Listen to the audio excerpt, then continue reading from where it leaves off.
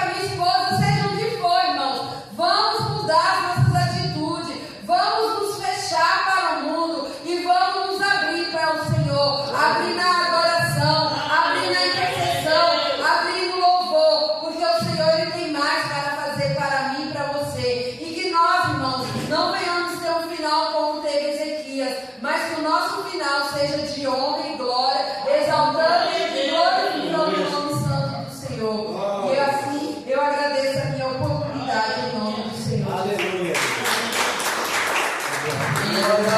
Pastor Josiane, seja bem-vindo. Quando quiser voltar, vai estar com a nossa